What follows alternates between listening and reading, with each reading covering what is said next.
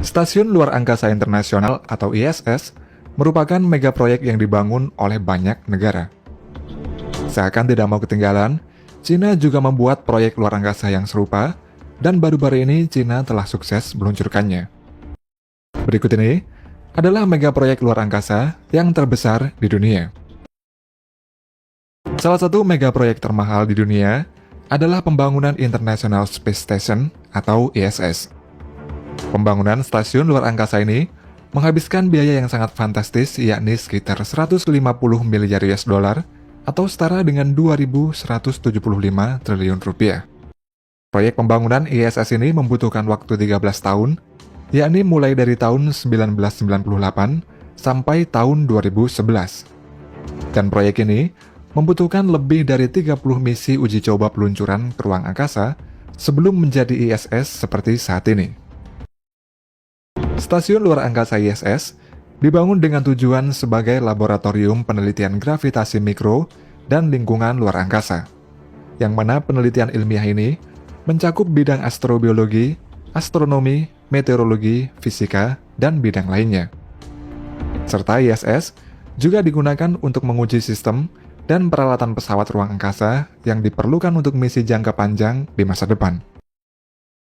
Stasiun luar angkasa ISS memiliki berat sekitar 450 ton, panjangnya 73 meter, lebarnya 109 meter, dan merupakan infrastruktur terbesar yang berada di orbit yang pernah dibuat oleh manusia. ISS mengorbit pada ketinggian 360-410 km di atas bumi. Karena dalam orbit rendah tersebut, masih ada partikel yang dapat menyebabkan hambatan yang sangat kecil pada ISS.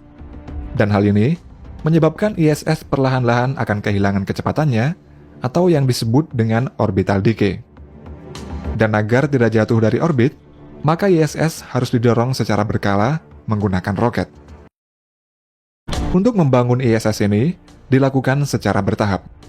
Komponen-komponen ISS dibuat dalam modul secara terpisah yang kemudian diluncurkan ke orbit rendah bumi. Untuk modul pada ISS ini berjumlah 16 modul, dan modul tersebut memiliki fungsi masing-masing, seperti untuk menghasilkan oksigen. Oksigen pada stasiun luar angkasa ini diperoleh dari air. Mereka memisahkan air menjadi hidrogen serta oksigen dengan cara elektrolisis.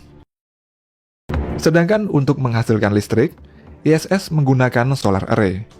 Solar array ini terdiri dari ribuan solar cell yang terbuat dari potongan-potongan elemen silikon. Sel-sel tersebut secara langsung mengubah cahaya matahari menjadi listrik menggunakan proses yang disebut dengan fotovoltaik. ISS ini merupakan sebuah proyek gabungan multinasional yang melibatkan 5 badan antariksa.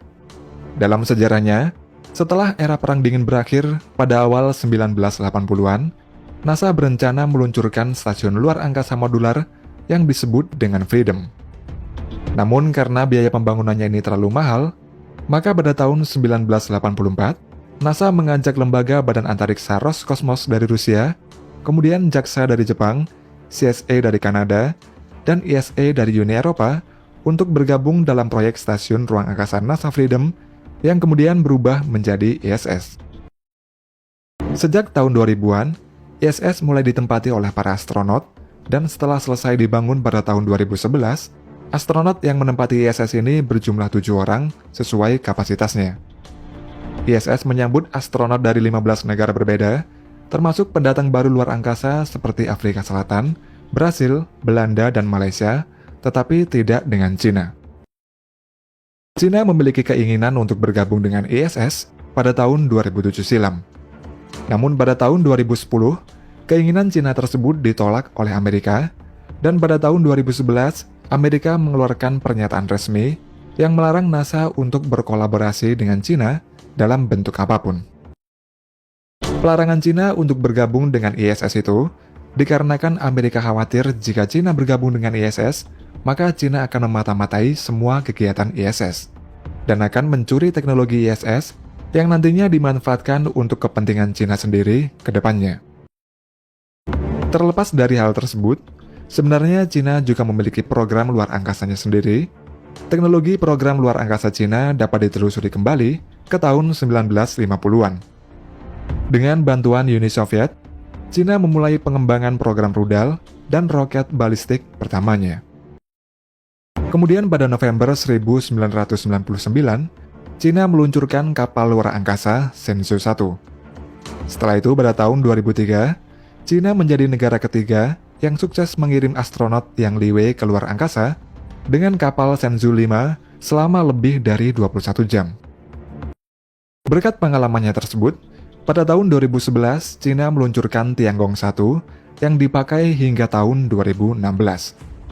Dan pada tahun 2021 sampai 2022, stasiun luar angkasa Tiangong pembangunannya dimulai. Sama seperti ISS, Tiangong ini berada di orbit bumi rendah di ketinggian antara 340 sampai 450 km di atas permukaan bumi. Tiangong dibangun dengan desain modular mirip dengan Stasiun Luar Angkasa Internasional ISS. Sebagai stasiun luar angkasa modular, Tiangong ini dibangun berdasarkan modul-modul yang dikirim secara bertahap. Dan tiap-tiap modul tersebut memiliki nama serta fungsi masing-masing. Tiangong terdiri dari 3 modul saja, yaitu modul Tianhe yang diluncurkan pada tahun 2021. Kemudian modul Wentian diluncurkan pada Juli tahun 2022, dan yang terakhir adalah modul Mengtian yang sukses diluncurkan pada 31 Oktober tahun 2022. Jika dibandingkan dengan ISS, Tiangong milik Cina ini hanya memiliki 3 modul, sementara ISS memiliki 16 modul. Ukurannya pun jauh lebih kecil, oleh karena itu Tiangong ini hanya sanggup menampung 3 orang saja dan maksimal 6 orang saat bergantian kru. Meski begitu, Tiangong ini hanya dibuat oleh satu negara dan dirakit sepenuhnya dalam rentang waktu sekitar 2 tahun. Sedangkan ISS membutuhkan waktu lebih dari 10 tahun untuk merakitnya dan dibangun oleh 15 negara yang berbeda. Untuk masa pakainya, ISS direncanakan akan berada di orbit sampai pada tahun 2030. Lalu pada tahun 2031 mendatang, ISS akan dijatuhkan ke Samudra Pasifik. Sedangkan Tiangong direncanakan akan mengorbit selama lebih dari 10 hingga 15 tahun. Dan meski Tiangong ini dimiliki oleh Cina, namun stasiun luar angkasa ini sangat terbuka bagi siapa saja, termasuk pada Amerika Serikat.